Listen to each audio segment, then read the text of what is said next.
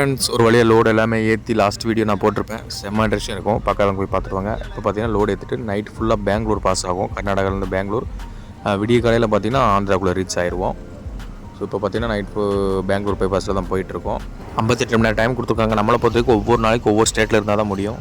Already கொஞ்சம் late ஆகி போச்சு. இப்போவும் நேரம் நாங்கள் திருப்பதியில் இருந்திருக்கணும். திருப்பதி நேரம் கிராஸ் ஆகிருக்கணும். லேட் ஆகி போச்சு. இந்த டீசல் போட்டதில் ஒரு 3/4 மணி நேரம் பக்கம் வேஸ்ட் ஆகி போச்சு எங்களுக்கு. நாயுடுபேட்டை எப்படியாச்சும் ஒரு 9 மணிக்காச்சும் போயிடணும். அப்படின்னா நாங்கள் டைமிங் போக முடியும். நாயுடுபேட்டை 9 மணிக்கு ரீச் ஆகிட்டு அடுத்த வீடியோ நான் போடுறேன். ஸோ காலையில் ஆல்மோஸ்ட் விடிஞ்சிருச்சு. நாளாக செம்ம தூக்கம்.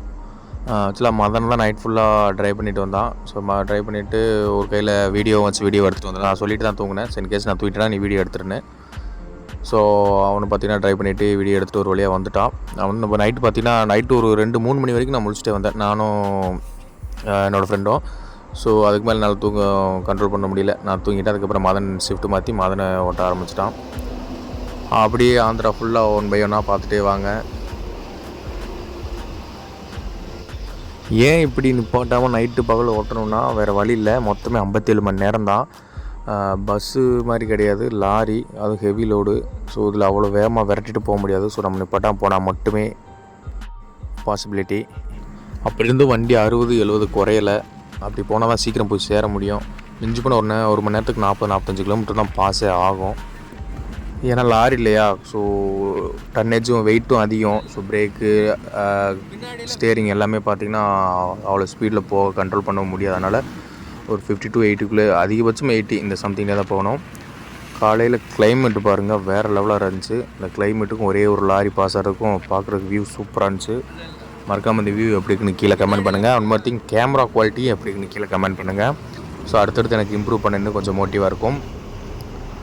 பார்த்திங்கன்னா ரேணிகுண்டா வந்தாச்சு. ஆந்திராவில் ரேணிகுண்டாவில் ஆர்டிஓ போய் பார்த்துட்டு வரணும். அப்படி ரிட்டன் நம்ம வண்டி எடுத்து கிளம்பிடலாம். ஒரு ரவுண்டாலேருந்து ரைட் எடுத்தோம்னா ஸ்ட்ரெயிட்டாக ஒரே ரோடு நாயுடுபேட்டன் ஒரு ஏரியா ஆந்திராவில். ஸோ அந்த இடம் போய் அங்கேருந்து அப்படியே பைபாஸ் ஏற்றோம்னா ஒரே பைபாஸ் தான். டைரெக்டாக அப்படியே ஒடிசா டு கல்கத்தா போயிட்டே இருக்கலாம். ஸோ இந்த வீடியோவில் பார்த்தீங்கன்னா கடைசியில் ஒரு ட்விஸ்ட் இருக்குது. வீடியோட கடைசியில் பாருங்கள், உங்களுக்கு தெரியும். ஆக்சுவலாக டைமிங் லோடு நான் முதல்ல சொல்லிகிட்டு இருக்கேன்.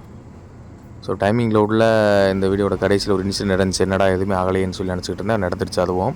ஸோ இப்போ பார்த்தீங்கன்னா லாரியில் ஒரு பெரிய மண்டபம். என்ன மற்ற பஸ்ஸு, காரு அந்த மாதிரி டிரைவர்ஸ் எல்லாம் விட்டுருவாங்க. லாரி டிரைவர்ஸ் மட்டும் என்னன்னு தெரியல, இந்த மாதிரி 2 வீலரில் முன்னாடி போயிட்டுருப்பாங்க. ஸோ நம்ம விலகுன்னு சொல்லி ஹார்ன் அடித்தாலும் திரும்பி மறைச்சி பார்க்குறானுங்க. ஹார்ன் அடிக்காமல் ஏதாச்சும் பிரச்சனை ஆகிட்டாலும் நீ ஹார்ன் அடிக்கலன்னு சொல்லிடுறானுங்க.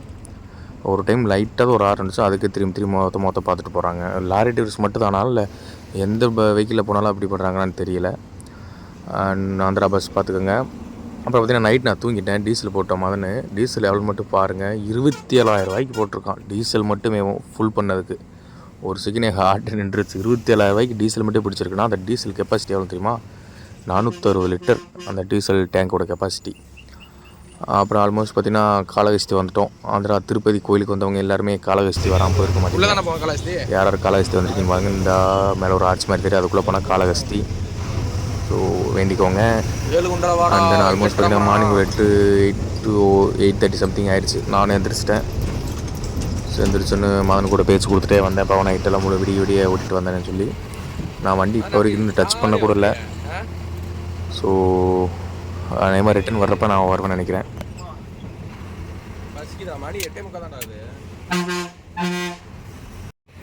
மார்னிங் டைம்ங்கிறதுனால அந்த டைமில் லாரி எல்லாமே இப்போ அதிகமாக பாஸ் ஆகிட்டே இருந்துச்சு. ஸோ கொஞ்சம் டிராஃபிக்கும் அதிகமாகவே இருந்துச்சு. ஆனால் இன்னொரு ப்ளஸ் பாயிண்ட் என்னென்னா, நீங்கள் தமிழ்நாடு மட்டும் இல்லை, இந்தியாவில் எந்த மூலைக்கு போனாலும் தமிழ்நாடு வண்டியை கண்டிப்பாக 2 வண்டியாக நீங்கள் பார்த்துருப்பீங்க. பார்க்குற இடம்லாம் தமிழ்நாடு வண்டி எங்கேயும் இருக்குது. அண்ட் ஆல்மோஸ்ட் பார்த்திங்கன்னா மறுபடியும் ரோடு ஆரம்பிச்சிச்சு. நான் கூட தமிழ்நாடு மட்டும் தான் அந்த மாதிரி ரோடு இருக்குன்னு நினச்சேன். எல்லா ஸ்டேட்லேயும் கர்நாடகாவில் பார்த்துட்டேன், ஆந்திராவில் பார்த்துட்டேன், ஒரிசாலையும் பார்த்துட்டேன். இந்த மாதிரி சாலைகள்லாம் எல்லா இடத்துலையும் இருக்கும். வருஷமெல்லாம் ரோடு போட்டுகிட்டே தான் இருக்காங்க. அண்ட் ஒன்று பார்த்திங்க பார்த்தீங்கன்னா லெஃப்ட் சைடு இருக்கிற ரோடு ஒரு கடையாக பார்த்துட்டே வந்தோம். ஏன்னா பசி வேறு எடுக்க ஆரம்பிச்சிருச்சு. ஆனால் டைமிங் லோடு ஆகிடுச்சு. வேறு என்ன பண்ணுறது, நிப்பாட்ட கூட டைம் இல்லைன்னு சொல்லிட்டான்.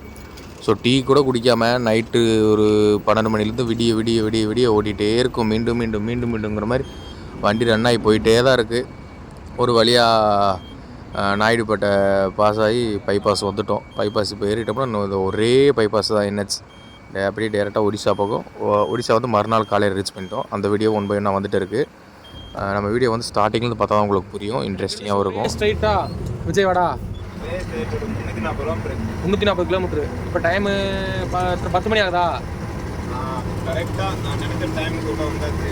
சரி, விஜயவாடா இன்னைக்கு நைட்டு ஒரு 10 மணிக்குள்ள போயிடலாமா? 12 மணி நேரத்தில் 8 மணிக்கு விஜயவாடா போயிடலாம். 8 மணி அதிகபட்சம். இல்லை, இப்போ வந்து 10 மணி ஆகுது. மொத்தம் 10 மணி நேரத்தில் விஜயவாடா போகலாமா? 350 மொத்தம் எத்தனை கிலோமீட்டர் சொன்னேன்? மொத்தம் எத்தனை கிலோமீட்டர்? 12 மணி நேரத்தில் 350 கிலோமீட்டர் போயிடலாமா? வண்டி நிற்காத இடையில எங்கேயுமே இல்லை? இந்த இன்ஜின் ஓவராக ஹீட் ஆச்சுன்னா ஒரு இடத்துல பாட்டுவாங்க, அந்த மாதிரி இல்லையா? மறுபடியும் கயரை டைட் வைக்கணுமா? யோ 350 கிலோமீட்டர் இதே ரோடு தானா? பைபாஸ் தானா? ஒரே 350 கிலோமீட்டர் இங்கிருந்து ஒரு 1800 கிலோமீட்டர் இங்கே ஒரே பைபாஸ் தான். சரி, இது வெள்ளை சட்டை எந்த கோமாளியாவது போட்டு வருவானா? இந்த மாதிரி பைபாஸில் எங்கிட்ட வண்டி கொடுத்தானா சாட்டுக்கு போயிட்டே இருப்பேன். எவ்வளோ தூரம்னாலும் ஜம்முன்னு ஸ்டேரிங்கை மட்டும் பிடிச்சோமா, ஆக்சிலேட்டரில் காலை வச்சோமா, சாட்டுக்கு போயிட்டே இருக்கும். அழகாக போயிட்டே இருக்கலாம். எந்த மண்டபலையும் இல்லை, பைக்கார அந்த எந்த மண்டபலையும் கிடையாது. ஸோ நான் இந்த வீடியோ நீங்கள் பார்த்துருக்க மறுநாள் பார்த்தீங்கன்னா ஒடிஷா வீடியோ போட்டுருவேன். அதுக்கப்புறம் கல்கத்தா போய் நாங்கள் ரீச் ஆயிடுவோம் பிளேஸுக்கு. ஸோ NH ரீச் ஆகிட்டோம். திருப்பதி மலையை பார்க்கலான்னு பார்த்தா நான் நைட்டு பாஸ் ஆகிடுச்சு வண்டி. ஸோ திருப்பதி மலையை என்னால் பார்க்க முடியல. அப்புறம் பார்த்தீங்கன்னா அப்படியே கிரீஸ் அடிக்கலாம்னு சொல்லி வண்டி ஸ்டாப் பண்ணியாச்சு. அந்த பைபாஸ் வியூவுக்கும் வண்டி நிற்கிற ஒரு தோரணைக்கும் செம்மையாக இருந்துச்சு. சரி, ஒரு வீடியோ எடுக்கலாமல் எடுத்து வச்சு. அப்புறம் பைபாஸ் முழுக்க பார்த்திங்கன்னா அந்த மாதிரி ஹேண்ட் கிரீஸ் தான், மேனுவலாக கிரீஸ் பண்ணுறதா எல்லாமே இருக்கும். 200 சம்திங் சார்ஜ் பண்ணாங்கன்னு நினைக்கிறேன். ஸோ அப்படின்னு பாட்டி நம்ம வண்டியும் ரொம்ப தூரம் வந்துன்னு சொல்லி நம்ம ஃபுல்லாக கிரீஸும் அடித்தாச்சு. கிரீஸ் அடித்ததை ஒரு வீடியோ எடுக்கலாம்னு சொல்லி பக்கத்தில் போய் அடித்தேன். தம்பி மொத்த பார்த்தா சரி இதுக்கு மேலே வீடியோ எடுக்கிறனாலன்னு சொல்லிட்டு நான் ரிட்டன் வாங்கிட்டேன். அப்படி தம்பி சும்மா வளைச்சி வண்டி முழுக்க கீழே மேலே எல்லா இடத்துலையும் போய் கிரீஸ் அடிச்சுட்டாப்புல. இந்த மாதிரி மேனுவலாக தான் ப்ரெஸ் பண்ணி கிரீஸ் அடித்தாங்க. அதுவும் ஓரளவு நல்லாவே இருந்துச்சு, பெஸ்ட்டாக இருந்துச்சு. பட் டயரில் பார்த்தீங்கன்னா ஒரு மூலையில் சின்னதாக ஆயில் லீக் ஆகிருந்துச்சு. அது என்ன ஏதுங்கிறது நான் அடுத்த வீடியோவில் சொல்கிறேன். ஆக்சுவலாக நான் அப்படி பார்த்தீங்கன்னா ஒவ்வொரு வீடியோக்கும் ஒரு சம்பவம் இருக்குது. நீங்கள் ஃபேஸ் வாஷ் கண்டென்ட் கூட இல்லாமல் இருக்குது. ஸோ தண்ணி எங்கேயாவது கண்டிப்பாக இன்ட்ரெஸ்டிங்காக இருக்கும் பார்த்தீங்கன்னா. NHல ஆல்மோஸ்ட் வந்து கல்கத்தா 1535 கிலோமீட்டர் இருக்குது. இன்னும் 1.5 நாள் இருக்குது. அதுக்குள்ளே இவ்வளோ பெரிய லாரியில் கல்கத்தா போய் ரீச் ஆகணும். டைமிங் இன்ஜின் லோடு இல்லையா? ஸோ ஏதாவது கெட்டுப்போச்சு எதாச்சுன்னா நம்ம தலையில் வச்சு கட்டிடுவாங்க. ஸோ அதனால் டைமிங் சீக்கிரமாக போய் ஆகணும். அண்டு NHல பார்த்தீங்கன்னா இந்த மாதிரி டிராஃபிக் ஜாம் ஆச்சுன்னு பார்த்தா ஒரு டிராக்டரு பைக்காரங்க மேலே இடிச்சிட்டாங்க போல. பாவம் அந்த பைக்காரங்க ரொம்ப சீரியஸாக இருந்தாங்க. ஸோ மண்ணெல்லாம் பார்த்தீங்கன்னா அப்படியே நடு ரோட்டில் கொட்டாங்க. எப்படி ஆக்சிடென்ட் ஆச்சுன்னே தெரியல. நீங்கள் பார்த்தாலே தெரியும் பாருங்கள். அந்த லெஃப்ட் சைடு பார்த்தீங்கன்னா அவர் கீழே படுத்திருந்தார். நான் அதுக்கு மேலே அதை பார்க்கவும் விரும்பலை. ஏன்னா நம்ம தூரம் போகணும், அதை பார்த்தோன்னா அப்படியே மைண்டு வெக்ஸ் ஆயிரும். ஸோ அப்புறம் ஜம்முன்னு அப்படியே கொஞ்சம் இப்போ பார்த்தீங்கன்னா இப்போ ஃபேஸ் வாஷ் கூட பண்ண தண்ணி இல்லை. ஸோ தண்ணி வேணுமே சொல்லி பைபாஸ் ஓரத்தில் பார்த்துட்டு இருப்போம். இங்கே பார்த்தீங்கன்னா பைபாஸ் ஓரத்தில் தண்ணி நிறைய இடத்துல தண்ணினாலும் சரி, மளிகை சாமான் காய்கறி எல்லாமே செல் பண்ணிட்டு இருப்பாங்க. ஏன்னா லாரி அதிகமாக பாஸ் ஆகிறனால. ஸோ லெஃப்ட் சைடு பார்த்துட்டே வந்தோம். ஒரு சின்ன ஆட்டோவில் தண்ணி வச்சு செல் பண்ணிட்டு இருந்தாங்க. இங்கே வாங்கன்னு பார்த்தோம்னா அதுக்கு முன்னாடி கொஞ்சம் முன்னாடி போனோம்னா நீங்கள் ஏன் கீழே இறங்கி வாங்குறீங்க, வாங்க நான் அவங்க டேரெக்டாக லாரிக்குள்ளேயே தண்ணி வரேன்னு சொல்கிற மாதிரி ஒரு பைப்பை தூக்கி மேலே ஒரு ஆள் நிப்பாட்டிருந்தார். சரி நம்ம டேரெக்டாக எதுக்கு இறங்கின்னு சொல்லி அந்த பைப் எடுத்து உள்ளே விட்டலான்னு சொல்லி அப்படின்னு பாட்டு அந்த பார்த்தீங்கன்னா தெரியும். இங்கே இந்த NH ஓரத்தில் இவங்களுக்கெல்லாம் ஆக்சுவலாக நல்ல ஒரு ப்ராஃபிட்னே சொல்லலாம். இந்த மாதிரி காய்கறி, தண்ணி, அப்புறம் கேஸ் சிலிண்டர் நம்ம குக் பண்ணோம்ல, அந்த சிலிண்டருக்கு வந்து அப்படியே டெம்பரரியாக உங்களுக்கு புக் பண்ணி தருவாங்க. 5 கிலோ 6 கிலோன்னு புக் பண்ணி தருவாங்க. ஸோ அந்த மாதிரி காய்கறி மளிகை ஜாமான்லாம் செம்ம காசு உங்களுக்கு. ஏன்னா பைபாஸ்னால டிரான்ஸ்போர்ட் அதிகம் போயிட்டு இருக்கும். ஸோ ஒரு வழியாக தண்ணியை பிடிச்சி ஃபேஸ் வாஷ் எல்லாம் பண்ணிட்டு ஜம்முன்னு கிளம்பியாச்சு. டோல்கேட், ஐயோ சாமி, டோல்கேட் எடுத்து நம்ம வருமானம் ஃபுல்லாக டோல்கேட்லேயே போயிடும் போல. எத்தனை டோல்கேட் எனக்கு தெரிஞ்சு ஒரு 20-25 டோல்கேட் ஆல்மோஸ்ட் பார்த்தீங்கன்னா உங்களுக்கு ஒரு டோல்கேட் மட்டுமே கர்நாடகாவிலேருந்து கொல்கத்தா வரைக்கும் போகிறதுக்கு ஒரு 10-15 ரூபாய்க்கு டோல்கேட் மட்டுமே சிங்கிள் ட்ரிப் போகிறதுக்கு மட்டும் அவ்வளோ எடுத்துருப்பான். வர்றதுக்கு அதே மாதிரி 10-15 வரும் போல். செம்ம டோல்கேட்லாம் அதிகங்க, ரொம்ப அதிகம். அதுவும் இது 12 விழா டோல்கேட்டில் பொறுத்த வரைக்கும் வீல் பொறுத்து தான் உங்களுக்கு அமௌண்ட் வரும். 4 வீல்னு ஒரு அமௌண்ட்டு, 8 வீல்னு ஒரு அமௌண்ட்டு, அந்த மாதிரி. இந்த பாதையை பாருங்கள், கரெக்டாக அந்த லாரிக்கு அளவெடுத்து பண்ண மாதிரி இருக்கும். கொஞ்சம் லெஃப்ட்டு போக முடியாது, ரைட்டு போக முடியாது, அப்படி 100 இன்ச்சில் கரெக்டாக போகிற மாதிரி இருக்கும். முழுக்க ஃபாஸ்டேக் தான். ஸோ வீல் பேஸ் பண்ணி தான் டோல்கேட்டில் அமௌண்ட் பே பண்ணுறாங்க. அதாவது 4 வீல்னா ஒரு அமௌண்ட்டு, 6 வீல்னு ஒரு அமௌண்ட்டு, 10 வீல்னு அமௌண்ட்டு, 12 வீலுங்கிறனால ஒவ்வொரு டோலுக்கு பார்த்தீங்கன்னா 350 400 450 தான் சிங்கிளேவும். ஸோ அந்தளவு தான் போயிட்டுருக்கு. ஸோ அப்படியே ஒரு வழியாக டோல் எடுத்து டோல் ஃபுல்லாக நம்ம ஃபாஸ்டேக்கில் ரீசார்ஜ் பண்ணிட்டு இருந்தோம். கையிலேருந்து பே பண்ணுற மாதிரி இருந்தால் எக்ஸ்ட்ரா பே பண்ணுற மாதிரி வரும். ஃபாஸ்டேக்லேருந்து உங்களுக்கு எடுத்தாங்கன்னா அமௌண்ட்டு கம்மியாக தான் கட் பண்ணுவாங்க. ஸோ ஃபாஸ்டேக்கில் கட் பண்ணிக்கலாம். அண்டு ஒரு வழியாக என்ஹெச் வந்துகிட்டே இருக்கோம்.